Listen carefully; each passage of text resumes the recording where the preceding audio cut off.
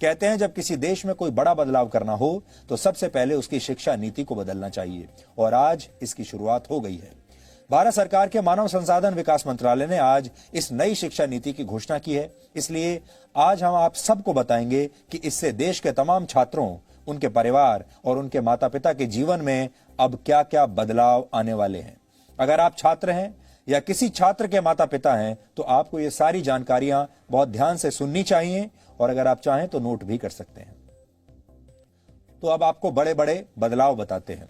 अब तक भारत की स्कूली शिक्षा व्यवस्था 10+2 के फॉर्मेट पर चलती थी, लेकिन अब इसे 5+3+3+4 के फॉर्मेट में बदल दिया गया है।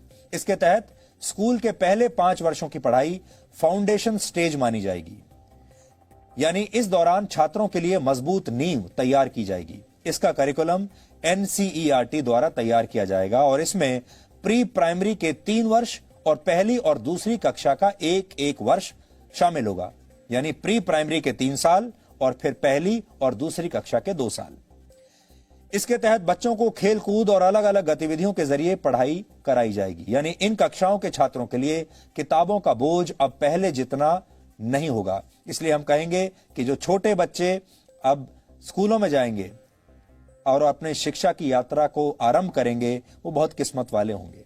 इसके बाद अगले 3 साल यानी तीसरी कक्षा से 5वीं कक्षा तक की पढ़ाई के दौरान छात्रों को भविष्य के लिए तैयार किया जाएगा। इसके तहत छात्रों का परिचय विज्ञान, गणित, कला, सामाजिक विज्ञान और ह्यूमैनिटीज जैसे विषयों से करवाया जाएगा। इसके अगले 3 साल मिडिल स्टेज माने जाएंगे और इसमें कक्षा 6 से लेकर कक्षा 8 तक के छात्र शामिल होंगे। इस स्टेज में छात्रों को तय पाठ्यक्रम के मुताबिक पढ़ाया जाएगा और इसके बाद 9वीं से 12वीं कक्षा तक इस फॉर्मेट की 4 वर्षों वाली आखिरी स्टेज होगी। ये 4 साल की स्टेज होगी। इसमें छात्रों में किसी विषय के प्रति गहरी समझ पैदा की जाएगी, उनकी विश्लेषण क्षमता को बढ़ाया जाएगा और उन्हें जीवन में बड़े लक्ष्य निर्धारित करने के लिए प्रेरित किया जाएगा। लेकिन सबसे महत्वपूर्ण बात यह है कि अब स्कूलों में पहले जैसा स्ट्रीम सिस्टम नहीं होगा। इसका मतलब यह है, यानी अगर आर्ट्स का कोई छात्र फिजिक्स की पढ़ाई करना चाहता है तो अब वो ऐसा कर पाएगा और अगर अकाउंट्स का कोई छात्र, कॉमर्स का कोई छात्र इतिहास की पढ़ाई करना चाहता है तो वो भी ऐसा कर सकता है। लेकिन संभव है कि इसके लिए अलग अलग विषयों का एक पूल तैयार किया जाएगा और आपको उस पूल से ही अपनी पसंद के विषयों का चुनाव करना होगा। यानी अगर विज्ञान के छात्र को इतिहास में दिलचस्पी है और उसके पूल में ये दोनों विषय शामिल हैं, तब ही छात्र इनकी पढ़ाई एक साथ कर सकता है। हालांकि अभी इस पर पूरा स्पष्टीकरण आना बाकी है, लेकिन पहले की जो व्यवस्था होती थी, हमारे यहां 3 स्ट्रीम्स मानी जाती थी, या तो आप साइंस लेते थे या कॉमर्स लेते थे या आर्ट्स यानी ह्यूमैनिटीज लेते थे। और अगर आपने ह्यूमैनिटीज लिया है तो आप साइंस नहीं पढ़ सकते, अगर आपने कॉमर्स लिया है तो भी आप शायद साइंस नहीं पढ़ सकते, साइंस लिया है तो ह्यूमैनिटीज नहीं पढ़ सकते।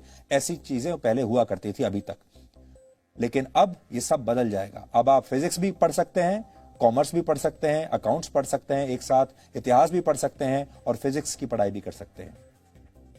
दूसरी महत्वपूर्ण बात यह है कि 5वीं कक्षा तक की पढ़ाई अब मातृभाषा, स्थानीय भाषा और आपकी राष्ट्रभाषा में ही होगी। यानी अंग्रेजी में पढ़ाई की अनिवार्यता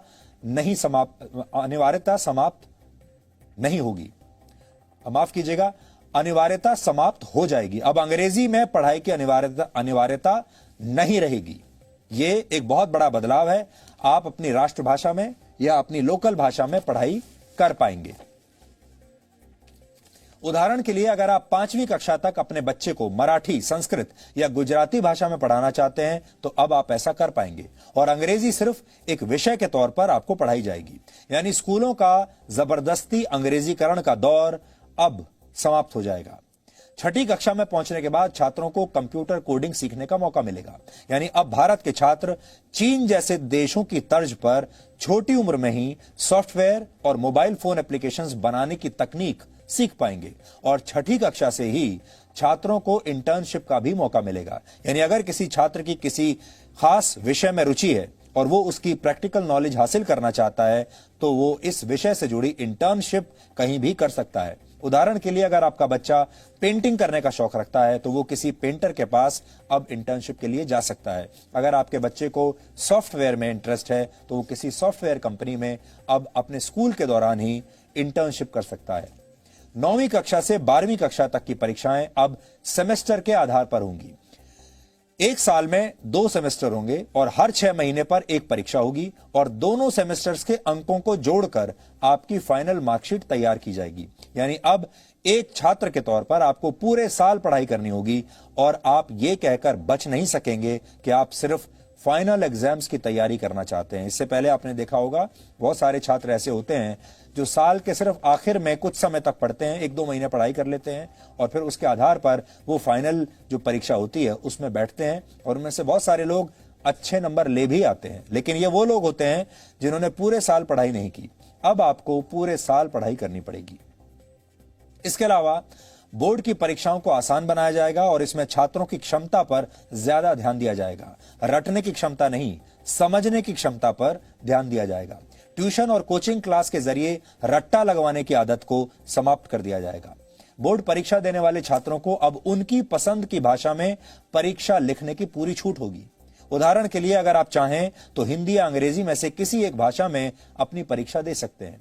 छात्रों के रिपोर्ट कार्ड्स को भी अब पहले की तरह तैयार नहीं किया जाएगा। किसी छात्र को फाइनल मार्क्स देते समय उसके व्यवहार, एक्स्ट्रा करिकुलर एक्टिविटीज में उसके प्रदर्शन और उसकी मानसिक क्षमताओं का भी ध्यान रखा जाएगा। इसके अलावा रिपोर्ट कार्ड को 360 डिग्री असेसमेंट के आधार पर तैयार किया जाएगा। इसमें छात्र खुद को भी अंक देंगे, यानी अपना खुद का भी विश्लेषण करेंगे। विषय पढ़ाने वाले शिक्षक भी छात्र को अंक देंगे और छात्रों के सहपाठी भी उनका आकलन करेंगे। कॉलेज में पढ़ाई करने वाले छात्रों के लिए भी इस नई शिक्षा नीति में बहुत सारे बदलाव किए गए हैं। इसलिए जो छात्र अब कॉलेज में इसके बाद जाने वाले हैं वो भी ध्यान से अभी देख लें। अब देश के छात्र कॉलेज में एडमिशन के लिए कॉमन एप्टीट्यूड टेस्ट दे पाएंगे। इसका अर्थ यह है कि अगर 12वीं कक्षा के बोर्ड एग्जाम्स में आपके ठीक नंबर नहीं आए हैं या आपके मार्क्स इतने नहीं आए हैं कि आपको कट ऑफ परसेंटेज के आधार पर सीधे किसी कॉलेज में एडमिशन मिल पाए, तो आप कॉमन एप्टीट्यूड टेस्ट भी दे सकते हैं और फिर इस टेस्ट में आपके प्रदर्शन को आपके 12वीं कक्षा के नंबरों के साथ जोड़ दिया जाएगा और उस आधार पर आपको आपके मनपसंद कॉलेज में एडमिशन मिल पाएगा। ग्रेजुएशन की पढ़ाई को 3 और 4 वर्षों के कोर्स ड्यूरेशन में अब बांट दिया जाएगा। पहले अगर आप कॉलेज की पढ़ाई बीच में ही छोड़ देते थे तो आपको ग्रेजुएशन की डिग्री नहीं मिलती थी। या तो आप पूरी पढ़ाई कीजिए और या बिल्कुल मत कीजिए। लेकिन नई शिक्षा नीति लागू होने के बाद अगर आप 1 साल के बाद कॉलेज छोड़ देते हैं तो आपको सर्टिफिकेट दिया जाएगा। यह आपका सर्टिफिकेट कोर्स माना जाएगा। अगर आपने कॉलेज का फर्स्ट ईयर कंप्लीट कर लिया और उसके बाद पढ़ाई छोड़ दी तो आपको सर्टिफिकेट कोर्स का सर्टिफिकेट मिलेगा। इसी तरह अगर आप सेकेंड ईयर पास करने के बाद 2 साल के बाद पढ़ाई छोड़ देते हैं तो आपको डिप्लोमा दिया जाएगा और अगर आप 3rd ईयर यानी 3 साल की पढ़ाई पूरी कर लेते हैं तो आपको बैचलर्स डिग्री दी जाएगी और अगर आप 4 साल का कोर्स करके बैचलर्स डिग्री लेना चाहते हैं तो आपको रिसर्च के सर्टिफिकेट के साथ ये डिग्री मिलेगी। इससे उन छात्रों को बहुत फायदा होगा जो कॉलेज के दौरान किसी प्रोजेक्ट पर काम कर चुके हैं। 4 वर्ष के इस कोर्स में स्कूल के छात्रों की तरह कॉलेज के छात्र भी अलग अलग विषयों की पढ़ाई एक साथ कर पाएंगे। इस व्यवस्था को मल्टी एंट्री और मल्टी एग्जिट वाली व्यवस्था कहा जाता है। यानी छात्र जब जिस विषय की पढ़ाई करना चाहेंगे तो वो ऐसा कर सकेंगे और जब वो ये पढ़ाई छोड़ना भी चाहेंगे तो ये काम भी आसानी से कर सकेंगे। इसीलिए इसे मल्टी एंट्री और मल्टी एग्जिट कहा गया है। आप जब चाहे एंट्री ले सकते हैं और एग्जिट भी कर सकते हैं जब चाहें। इसके अलावा एक एकेडमिक बैंक ऑफ क्रेडिट बनाया जाएगा। इसके तहत अगर आप एक से ज्यादा कोर्स एक साथ करना चाहते हैं तो आप ऐसा कर पाएंगे और जिस कोर्स को आप जहां तक कंप्लीट करेंगे उसके अंक इस क्रेडिट बैंक में जमा हो जाएंगे और फिर जब आप फाइनल डिग्री के लिए कोई कोर्स करेंगे तो उस क्रेडिट को इसमें जोड़ दिया जाएगा। यह पूरी व्यवस्था पूरी तरह से डिजिटल होगी, ऑनलाइन होगी।